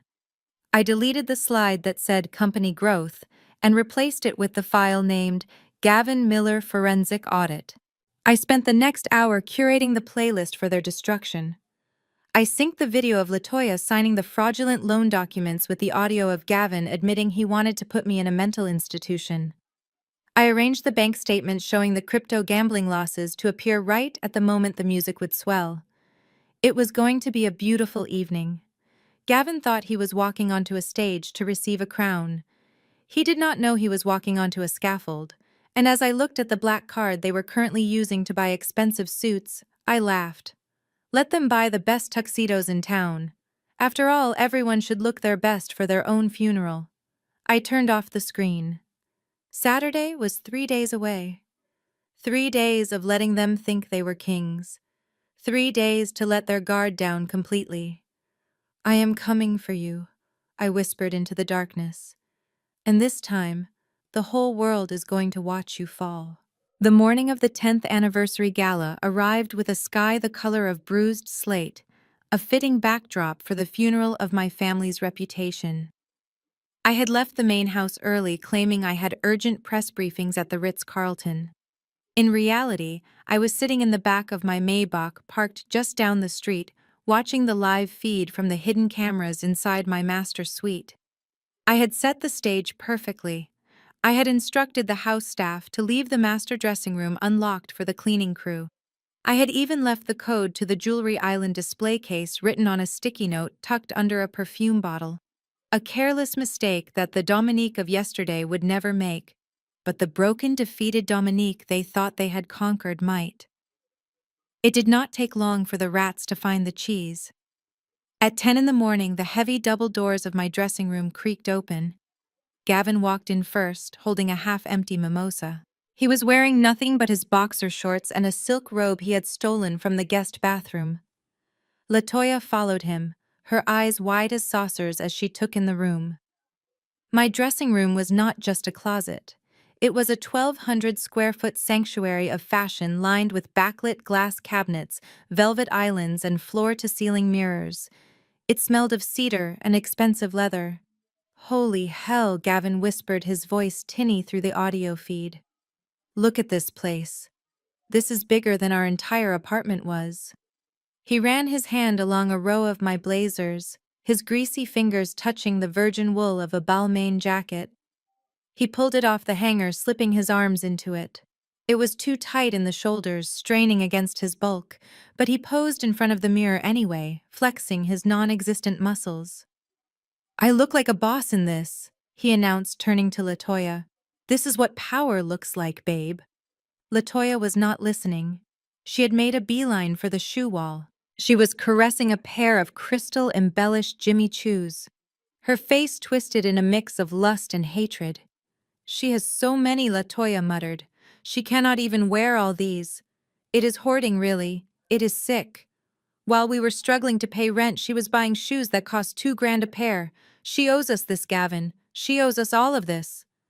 "Take what you want," Gavin said, wandering over to the center island, where I kept my watch collection. "It is all going to be ours anyway. Once we sign those papers tonight, community property laws kick in or whatever. We are just getting an advance on our inheritance." I watched as Gavin looked down at the glass case. He saw the sticky note. A slow, predatory smile spread across his face. He punched in the 4-digit code. The lock clicked open with a soft hiss of hydraulics. Inside sat 6 watches on velvet pillows. Rolex, Audemars Piguet, Patek Philippe. Gavin let out a low whistle. He reached in and picked up the Patek Philippe Nautilus. It was a rose gold timepiece worth $120,000. I had bought it to celebrate my first government contract. "Now this," Gavin said, strapping it onto his wrist. "This says I have arrived." He held his wrist up to the light, admiring the way the diamonds on the bezel caught the reflection of the chandelier. "Do you think she will notice?" Latoya asked, looking up from a tray of diamond earrings. "Who cares if she notices?" Gavin scoffed. "What is she going to do?" "Call the police on the night of her big gala." "She is terrified of bad press, remember? She is weak, Toya. She is broken. I saw it in her eyes last night. She is desperate for us to love her. She will let us get away with anything just to keep us smiling for the cameras." Latoya nodded, emboldened by his confidence. She picked up a diamond tennis necklace, a cascade of platinum and ice that I had planned to wear that very evening. She fastened it around her neck, preening in the mirror. "It looks better on me," she decided. "Dominique is too skinny. She does not have the neck for this. I make it look expensive." I sat in my car, my hands clenched so tight around the tablet that my knuckles were white. They were not just stealing. They were dissecting me. They were stripping away my achievements and draping them over their own failures, convincing themselves that they were the ones who deserved the glory. But then the conversation took a turn that made my blood run cold. Gavin leaned back against the island, admiring the watch. "You know," he said, his voice dropping to a conspiratorial whisper, "we should not stop at the guest house." "What do you mean?" Latoya asked, still mesmerized by her reflection. "I mean, once she signs that settlement tonight, she admits legal liability for our financial state," Gavin explained. "That gives us leverage. And I have been reading up on the competency laws in Georgia. I leaned closer to the screen. This was it. If she is admitting she was negligent, and if she is showing signs of emotional instability, crying, giving away her fortune, acting erratic, we could make a case. Gavin continued, a cruel grin twisting his lips. We could petition the court for a conservatorship. We could say she is having a mental breakdown. Latoya turned to face him, her eyes gleaming. You mean like Britney Spears? She asked. Exactly like Britney. Gavin laughed. We get a doctor to testify she is unfit to run the company. Too much stress, too much guilt. We step in as her legal guardians. We take control of Dom logistics. We put her in a nice, quiet facility where she can rest. Maybe for a long, long time. And then we get everything, Latoya whispered. The house, the company, the accounts, everything. Gavin confirmed. We tiff her off to the loony bin, and we move into the master suite for real. No more asking permission. We will be the ones writing her allowance checks. I froze. The air in the car suddenly felt thin. I had expected greed. I had expected theft. But I had not expected this level of malevolence. They were not just planning to leech off me. They were plotting to imprison me. They were planning to use the legal system to strip me of my autonomy, to lock me away in a mental institution so they could consume the carcass of my life's work. Gavin walked over to Latoya and kissed her on the forehead. Tonight is just step one, babe, he said. Wear the necklace. Wear the earrings. Let us look like the royalty we are. By this time next year, Dominique will be weaving baskets in a sanitarium, and we will be running Atlanta. Latoya giggled, a sound that was pure poison. You are a genius, Gavin, she said. I always knew you were the smart one. I reached out and stopped the recording. I saved the clip to 3 different secure servers. I emailed a copy to my lawyer Sterling Vance with the subject line "Evidence for criminal conspiracy and attempted kidnapping." I sat back against the leather seat of the Maybach, watching the rain begin to streak the windows. A strange sense of calm settled over me. Before this moment I had felt a twinge of guilt. A tiny nagging voice that asked if I was being too harsh. After all, they were family. Maybe I should just pay their debts and send them away. But that voice was dead now. Gavin had killed it. They wanted to put me in a cage. They wanted to gaslight the world into thinking I was insane so they could steal my empire. I looked at the time. It was 11 in the morning. The gala started at 7. I picked up my phone and called my head of security. Marcus, I said. Yes, Ms. Williams. They are in the dressing room. They have taken the Patek and the diamond tennis necklace. Do not stop them. Let them wear it. Are you sure, ma'am? Marcus asked, sounding confused. That is $250,000 in jewelry. I am sure, I said. Let them walk out of the house with it. Let them wear it to the Ritz-Carlton. I want them to be wearing the stolen property when the police put the handcuffs on.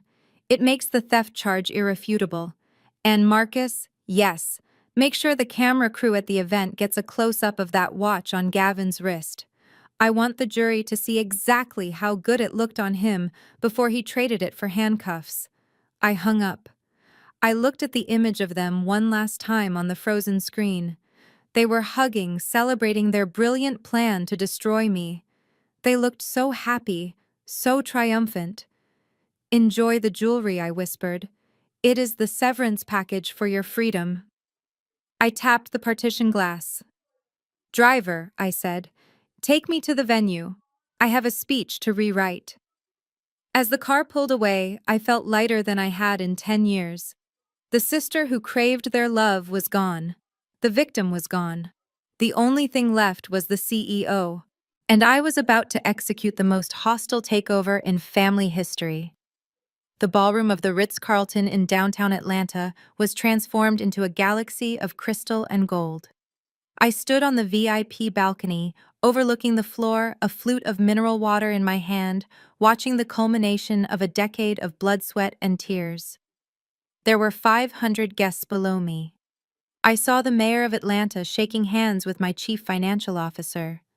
I saw the CEO of a major pharmaceutical partner laughing with my head of operations. These were the titans of industry, the people who moved the economy, and tonight they were here to celebrate the 10-year anniversary of Dom Logistics. But as I looked down at the sea of tuxedos and designer gowns, my eyes were not searching for business partners. I was looking for the circus, and right on cue, the clowns arrived. The double doors at the main entrance swung open and my family stepped through them, as if they were royalty greeting their subjects. They had certainly taken my credit card seriously. My father Desmond was wearing a custom velvet tuxedo jacket that probably cost more than his first car. My mother Betty was draped in a gold sequined gown that was a little too tight and a little too flashy for a corporate event, but she wore it with an air of unearned haughtiness. But it was Gavin and Latoya who drew my gaze and held it.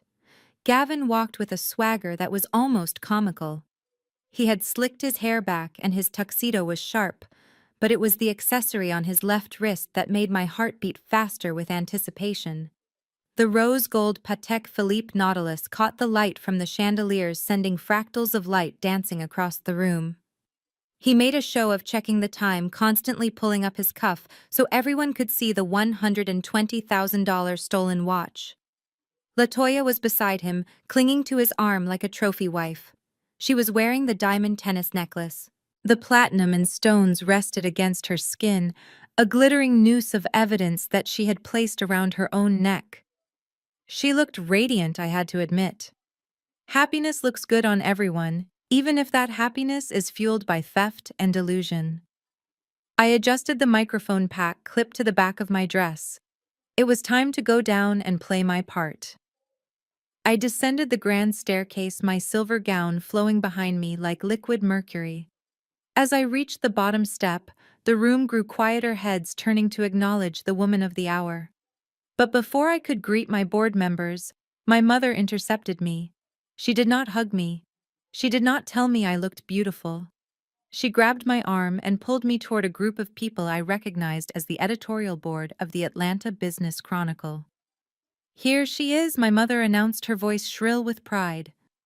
"My baby girl. You know, everyone asks me how Dominique became such a shark in business. And I always tell them it is all about the upbringing. Desmond and I ran a tight ship. We taught her the value of $1 before she could walk." I forced a smile, looking at the journalists who were politely nodding. The value of $1. This from the woman who had cut me off when I was eating ramen noodles in a dorm room. "Is that so?" one of the editors asked, looking at me. "Your parents were your mentors then?" "Oh, absolutely," my father chimed in, stepping forward to swirl his scotch. "I always told her, Dominique, if you want to lead, you have to follow first." I was hard on her, sure. But look at the result. We molded her. This company is really a testament to the Williams family values. I felt a wave of nausea roll through me. They were stealing my story. They were standing there in front of the people who documented my career and claiming authorship of my success. They were rewriting the nights I slept in my office. They were erasing the years of isolation. They were painting a portrait of a supportive, nurturing home that never existed. "You are so right, Dad," I said, my voice sweet as poisoned honey. "I certainly learned a lot from you." My father beamed, mistaking my sarcasm for submission. He patted my shoulder, his heavy hand feeling like a burden I was about to shed forever. Just then I saw Gavin making his rounds. He was moving through the crowd with a stack of fresh business cards he must have printed at a same-day shop. I watched him approach Mr. Henderson, a conservative banker who had been skeptical of my expansion plans initially, but was now one of my staunchest allies. Gavin clapped Mr. Henderson on the back as if they were old fraternity brothers. I excused myself from my parents and moved closer, needing to hear this. "Gavin Miller," I heard him say, thrusting a card into Henderson's hand, "Senior Strategic Advisor to the CEO. I am the one who really steers the ship behind the scenes. Dominique is the face, you know, great girl, but she gets emotional. I handle the hard numbers." Mr. Henderson looked at the card, then at Gavin, then at the stolen watch on Gavin's wrist. He looked confused. "I was not aware Ms. Williams had a senior advisor," Henderson said dryly. "Well, it is a new role," Gavin winked. "Part of the restructuring. We are going to be making some big changes. Moving into crypto markets, diversifying the portfolio. You and I should grab lunch. I can show you where the real money is. I stepped into the circle, my smile fixed in place. Hello, Mr. Henderson, I said. I see you have met my brother-in-law. Henderson looked at me with relief. Dominique. Yes. He was just telling me about his vision for the company, crypto markets. I laughed, a light tinkling sound that echoed the champagne glasses. Oh, Gavin loves to joke, I said, patting Gavin's arm. He is quite the storyteller. Gavin's smile faltered for a second, but he recovered quickly, leaning in to whisper in my ear. Don't undermine me, Dom. Remember the agreement. I am the advisor now. Play along, or the deal is off. I looked at him. I looked at the grease from the hors d'oeuvres on his fingers staining my arm. Of course, Gavin, I whispered back. I wouldn't dream of ruining your big night. He smirked and moved on to his next victim, a venture capitalist from Silicon Valley. I watched him go, marveling at the sheer density of his ego. He truly believed it. He believed that he could walk into a room of self-made millionaires and fool them with a cheap suit and a stolen watch. He didn't understand that these people spoke a language of competence that he had never learned. I felt a hand on my back. It was LaToya. Great party, sis, she said, her mouth full of lobster. The shrimp is a little rubbery, but the venue is okay. She touched the diamond necklace at her throat, making sure it caught the light. I think I'm going to keep this, she said, not asking, but telling. It suits me better than you. You always wear such boring jewelry. This needs a woman with curves to pull it off. It looks stunning on you, LaToya, I said honestly. It really completes the outfit.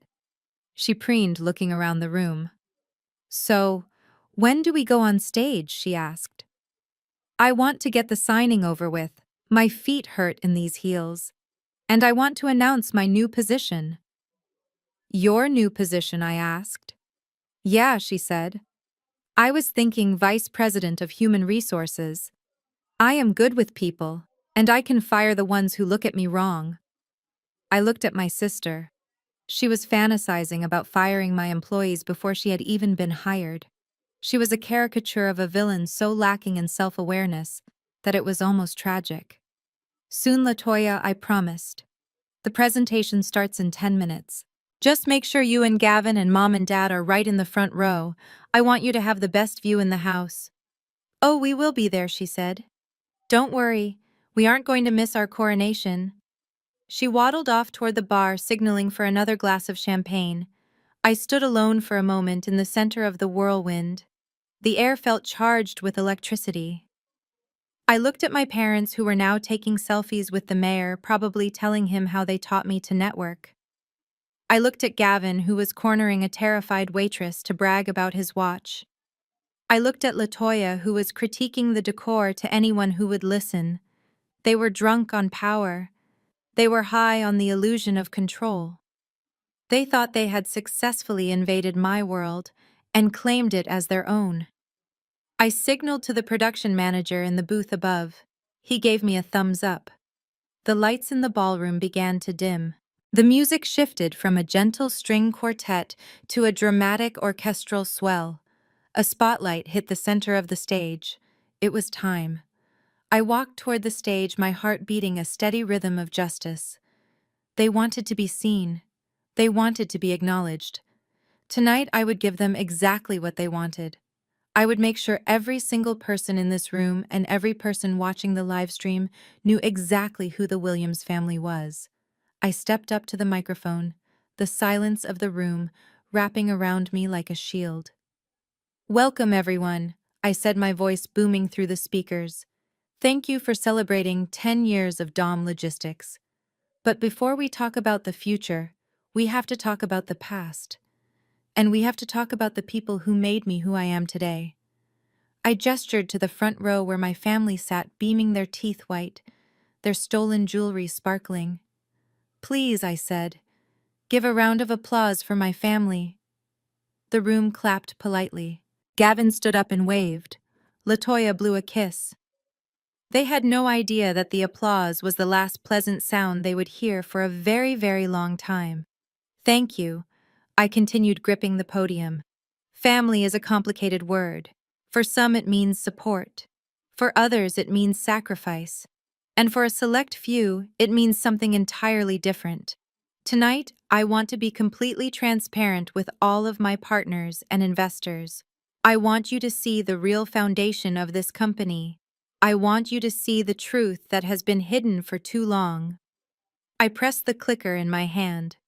The massive LED screen behind me, which was 20 feet tall and 40 feet wide, flickered to life.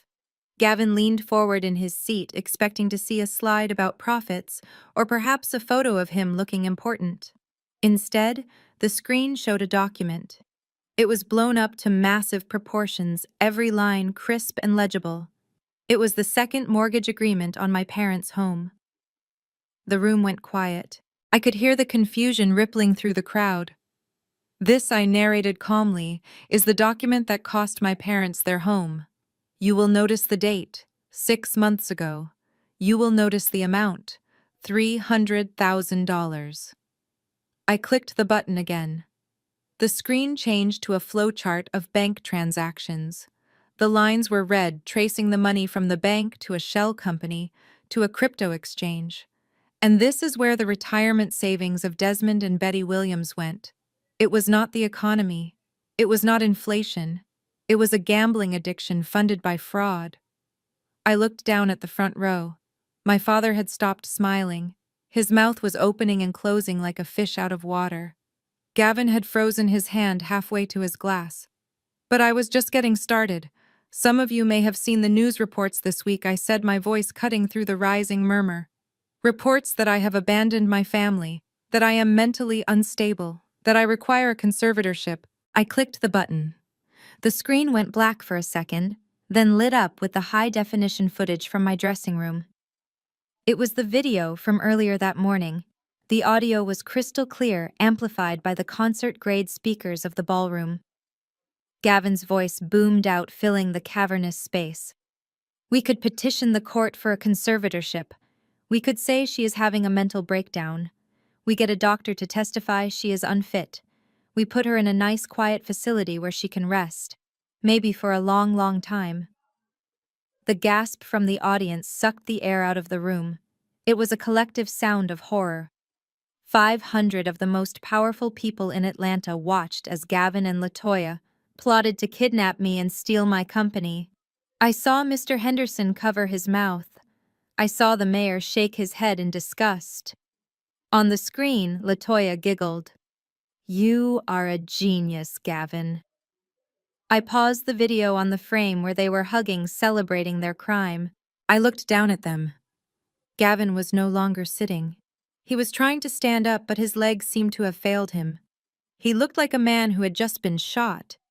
LaToya was clawing at her neck as if the diamond necklace was suddenly choking her. I am not having a mental breakdown, I said, my voice icy. And I am not unfit, but I am a CEO who protects her assets. And right now I am looking at 2 individuals who are wearing company property. I pointed a finger directly at Gavin. The spotlight followed my hand, landing squarely on him. That watch on Gavin Miller's wrist. It is a Patek Philippe Nautilus. It was removed from my private safe without permission this morning. I pointed at LaToya. And that necklace, a diamond tennis chain, also removed without permission. The room erupted. It was no longer a gala, it was a crime scene. I saw the security team moving in from the sides of the room. They were not my private security this time. They were uniformed Atlanta police officers. You wanted to be famous, Gavin, I said into the microphone. You wanted everyone to know who you are. Well, now they do. You are not a senior advisor. You are a thief. You are a con artist who scammed the elderly, and you are a conspirator in a plot to imprison a corporate executive. Gavin looked around wildly. He saw the doors blocked by police. He saw the disgusted faces of the investors he had tried to impress. He looked at me, and for the first time I saw the arrogance completely vanish, replaced by the terrified realization that he was small and I was a giant. Dominique, wait! He shouted, his voice cracking. It was a joke. We were just joking. I clicked the remote one last time. The screen went black, leaving only the Dom Logistics logo burning in white. The joke is over, I said. Officers, please escort my guests to their new accommodations. I believe they have a reservation at the Fulton County Jail. As the police moved in, handcuffing Gavin in his stolen tuxedo and LaToya in her stolen diamonds, the ballroom remained silent for a heartbeat. And then slowly someone started to clap. It was Mr. Henderson. Then the mayor joined in. Then the whole room rose to their feet. It was a standing ovation. Not for the company, not for the anniversary, but for the truth. I watched as my family was dragged out the side exit, kicking and screaming, their cries drowned out by the thunderous applause of my peers. I took a sip of my water. It tasted like victory. The red wedding of reputation was complete, and I was the last woman standing. The applause died down, replaced by a silence so heavy it felt like it could crush the breath out of my lungs. The police officers stood at the edge of the stage waiting for my signal, but I was not finished yet. I had dealt with the thief and the conspirator, but I had not yet addressed the enablers. I turned my gaze to the front row where my parents, Desmond and Betty, sat frozen in their seats. They looked small under the harsh stage lights, stripped of the arrogance they had walked in with. They were watching Gavin being held by the officers, and they were watching LaToya trembling in her stolen diamonds, but mostly, they were watching me. I could see the terror in their eyes, not for their children, but for themselves. They were wondering if they were next. They were wondering if they were about to be arrested for their part in the charade. I reached into the podium and pulled out one final document. It was bound in a bright red folder, the color of a warning sign. I walked to the edge of the stage, my heels clicking rhythmically on the hardwood floor, until I was standing directly above them. I did not need the microphone anymore. The room was so quiet that a whisper would have carried to the back rows.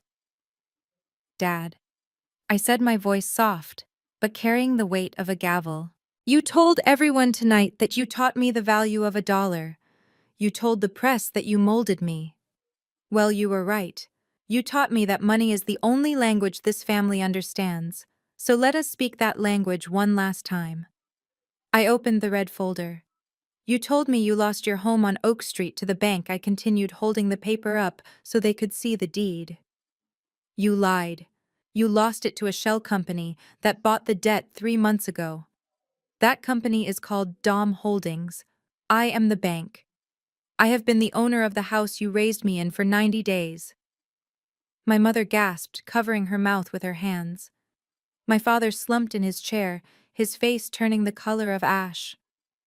They realized that while they were plotting to take my new house, I had already conquered their old one.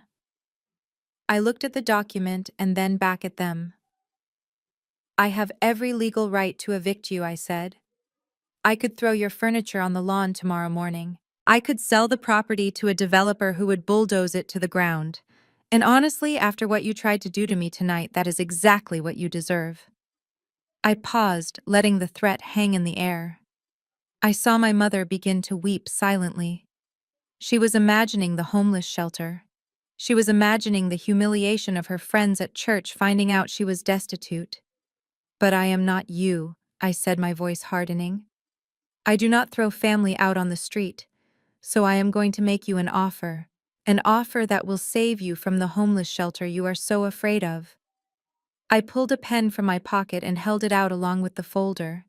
I am transferring the deed of the Oak Street house back to you, I announced. It will be fully paid off. No mortgage, no debt. You can live there for the rest of your lives in peace and security. You will have your home back. My father's eyes lit up with a desperate hope. He reached for the folder, his hand shaking. Thank you, Dominique, he stammered. Thank you, baby. I knew you had a good heart. I pulled the folder back just an inch out of his reach. I am not finished, I said sharply. There is a condition, a legally binding clause that is written into this deed. If you violate it, the property immediately reverts to me, and you will be evicted within 24 hours. What is it? My father asked, his eyes darting to the paper. anything. We will do anything. I pointed to the clause at the bottom of the page. The condition is simple, I said.